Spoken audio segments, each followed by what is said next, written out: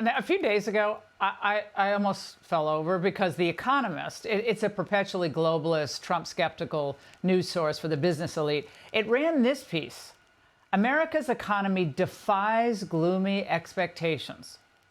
Oh, interesting. I was like, is that really The Economist?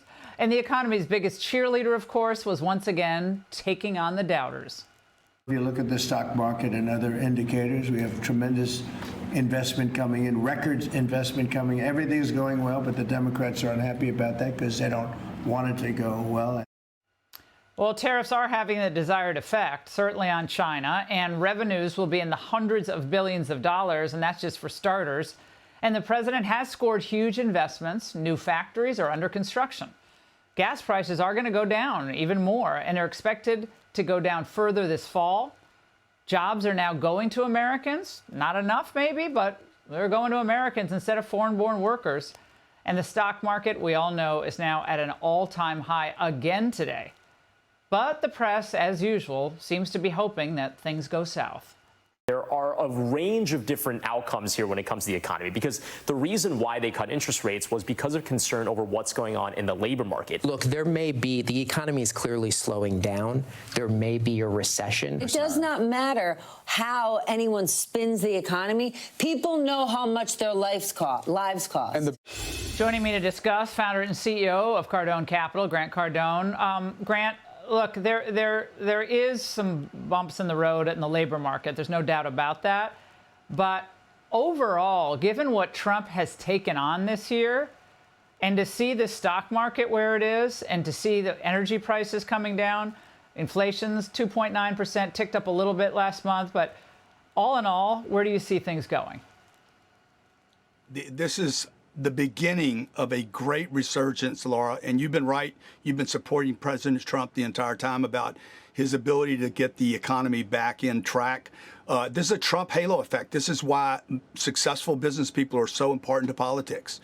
President Trump is doing exactly what he promised. We're experiencing massive economic resurgence right now. Big corporations are investing hundreds of billions of dollars. That's not taxpayer dollars. That's their dollars. That will create more manufacturing and more jobs. Rates are coming down. Small and medium-sized businesses are on the resurge. That will mean CapEx will explode in the first quarter of next year as they make new investments. Also, home sales, because rates will come down, homes will start selling again, unleashing trillions of dollars, Laura, of equity that's been frozen up. And money that's been sitting on the sidelines is going to flood back into the markets and toward real assets. The job numbers will be improved. Jimmy Kimmel didn't help himself by killing his own career this week, but the job numbers are going to recover as well.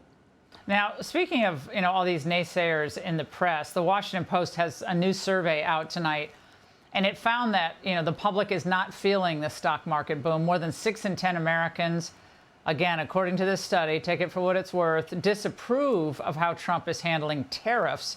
And more than 2/3 of Americans describe the state of the economy as not so good or poor.